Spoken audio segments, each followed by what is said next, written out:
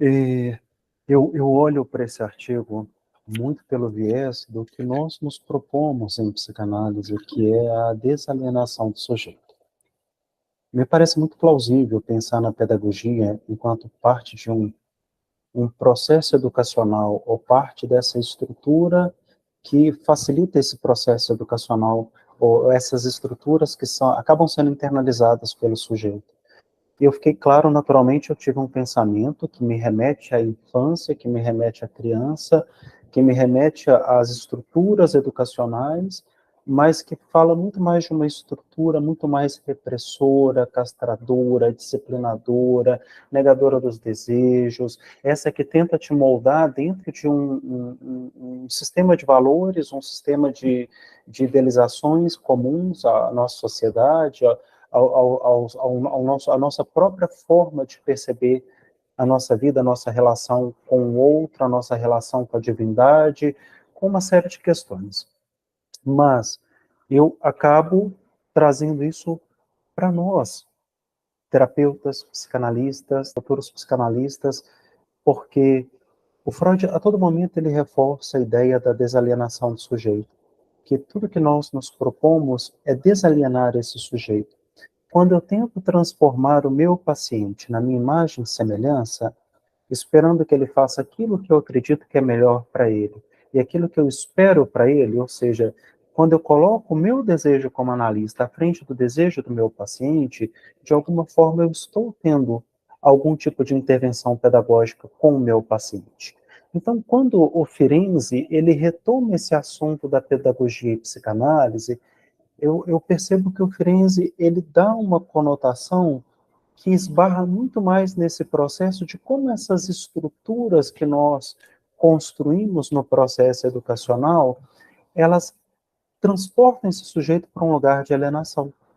E que tudo que nós nos propomos na clínica é exatamente a desalienação desse sujeito. Então, parece que o Firenze, ele é muito feliz com essa colocação e com esse esforço de aproximação que ele faz entre a psicanálise e a pedagogia. Inclusive, ele mostra como elas são dependentes, disciplinas dependentes, mas ele mostra como que também essa pedagogia não pode ser uma pedagogia de disseminação de crenças, de valores, de princípios, de padrões, porque às vezes aquilo que faz sentido para mim não faz sentido para o outro. Às vezes aquilo que me parece correto aos meus olhos como analista pode não fazer o menor sentido para o meu paciente. Então, toda vez que eu entro em análise, toda vez que eu estou ocupando o lugar como analista desse para-analítico, que eu estou ali nesse lugar de escuta, de acolhimento, de entendimento do outro, eu preciso me transportar para essa realidade interna do outro. E essa cadeia de significantes que compõe essa realidade interna, essa cadeia de crenças, sistemas, valores, não é a mesma que a minha. E esse é, naturalmente, um dos exercícios mais difíceis que nós temos na psicanálise, que é entender que nós não precisamos ou não temos que ocupar o lugar de doutrinadores, de educadores, de coach, de orientadores, de colega de bar, dando sugestões do que o outro precisa fazer. Então, estar no lugar do analista é sim fazer intervenções, mas essas intervenções são feitas a partir daquilo que o próprio analisando produz, e não daquilo que eu quero que ele produza. Então, nós temos um desafio muito grande, que é não só olhar para esse artigo ferenziano e perceber a profundidade dos relatos que ele nos traz, das analogias que ele constrói, mas, acima de tudo, retomar algumas ideias centrais que perpassam, que atravessam esse artigo. Uma delas, que me marca bastante, o Ferenczi vai dizer: o recalcamento de ideias é substituído pelo julgamento consciente. Isso já nos próprios dizeres do Freud.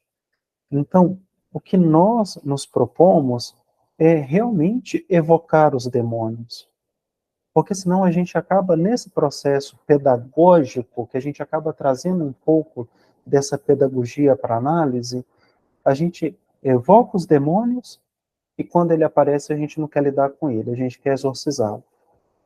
Quando eu enfrento uma relação transferencial amorosa, eu tenho dificuldade de lidar com ela. Quando eu enfrento uma relação de contra-transferência, eu não quero falar sobre isso. Eu não quero conversar sobre isso. Quando o paciente efetivamente começa a trazer questões que esbarram no meu próprio sistema de crenças e valores, eu começo a perceber o paciente de forma torta, equivocada, distante. E uma coisa muito valiosa nesse artigo, que eu acho que o Ferenczi, ele até traz isso de alguma forma, assim, e eu sou muito... Eu confesso que eu assino embaixo dessa fundamentação do Ferenczi. Nós criamos uma sociedade fundada na hipocrisia, na não autenticidade, no não reconhecimento de si mesmo, num sistema de valor que não é o nosso sistema, é o sistema do outro, é o sistema que nos foi dado, é um sistema cultural que antecede a nossa própria noção do ser e do não ser. Quando eu começo a me perceber como esse sujeito, e eu começo a entrar nesse vir a ser, o Winnicottiano, às vezes eu percebo que esse sistema que eu defendi durante tanto tempo, ele já não me representa. Ele já não faz mais parte da minha realidade, nem interna nem externa.